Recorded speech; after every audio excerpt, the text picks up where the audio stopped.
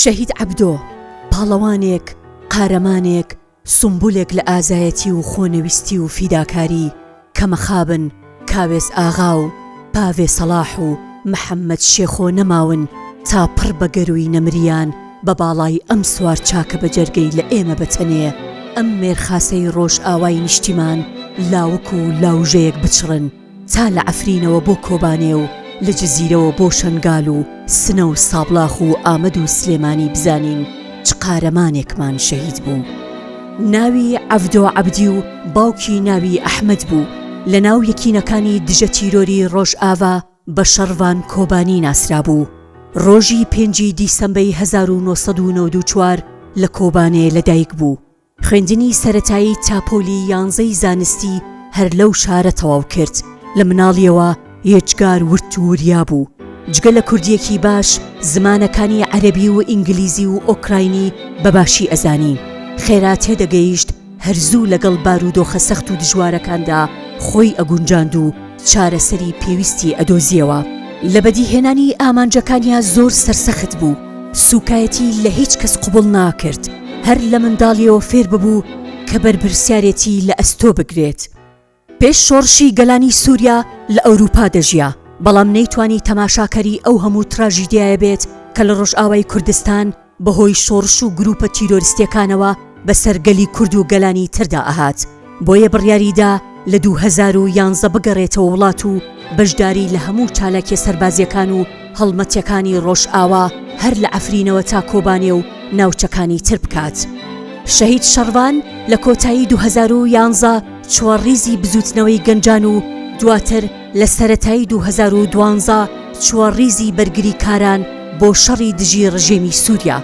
دواتر لە کۆتایی 2013 گەڕایەوە کۆبانێ و لە ڕیزی یەکینەکانی پاراستنی گەل یەپەگا درێژەی بەخەبات و گیانفیدایی خۆیدا. لەگەڵ هاوڕێکانی لە پێناو ئازادکردنی ناوچەکانی ڕۆژئاوا بەشداری لە چەندین شەڕدا کرد. ڕۆژ دوای ڕۆژ پەرەی بەتوانە سەربازیەکانی خۆی دەدا تا بووە سەرکردەیەکی ناوازە و لێهات و بۆ ڕاپەڕاندنی هەموو ئەو ئەرکە قورسانەی پێی سپێردرا. لە هەموو شەڕەکانیشدا نمونەی بەرزی فیداکاری و گیانفیدایی بوو. دوای دەست بەسەراگرتنی دوایین مەڵگەی داعش لە باغۆز، شەهید عەبدۆ بەشداری لە دامەزراندنی ئەو هێزە تایبەتە کرد کە بۆ شەڕی ئاڵۆز و ورد دروست کرا و ناوینرا یات، واتە یەکینەکانی ئەنتی تیرۆر. دواتریش هەر خۆی بووە فەرماندەی ئەو هێزە و توانی بەباشی هەڤاڵەکانی لەسەر بەکارهێنانی چەکی پێشکەوت و ڕابهێنێت. شەهید عەبدۆ 2 جار لە شەڕدا بریندار بوو.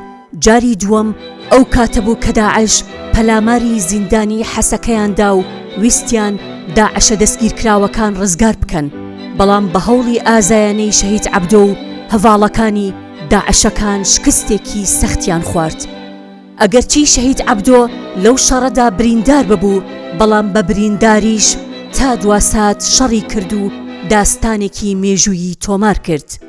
مەخابن ئێوارەی 15 ئازاری 2023 لەگەڵ هێزێک لە یەکەکانی دژە تیرۆر کە بە 2 هێلیکۆپتەر لە ڕێگادا بوون بۆ سلێمانی بەهۆی خراپی کەش و هەواوە هەردوو هێلیکۆپتەرەکە کەوتنە خوارەوە و ئەمەش بووە هۆی شەهیدبوونی شەهید عەبدۆ و 8 لە هاوڕێکانی کە هەمویان نمونەی بەرزی بوێری و ئازایەتی و بەهای بەرزی مرۆیی بوون. خەڵاتی زێڕینی بلا پێشکەشە بەم مێرخاسە خۆنەویستەی کە بوون و نەبوونی خۆی کردە فیدای خاک و دار و بەرد و خەڵکی وڵاتەکەی.